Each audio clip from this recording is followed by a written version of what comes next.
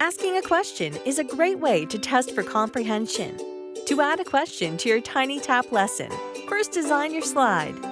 In this demo, we're going to create a quiz about the ABC. You can pick a theme and layout from the Creation Packs menu, or create your own by using your device camera, photo albums, or shared storage, and even the web search.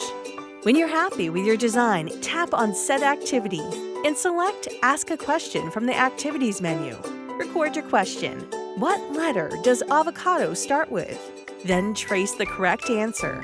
TinyTap might autocorrect your tracing, but you can keep the original trace by tapping it once. Trace a large answer area that allows some padding. Remember that most kids play on smaller screens, such as iPhones. When you're happy with your design and trace, tap on the question to record feedbacks. Include an enthusiastic positive feedback, such as, "Great job! Avocado starts with the letter A." And an encouraging negative feedback to point the child to the right answer. For example, we're looking for the letter A. Avocado. Tap Done to save the question.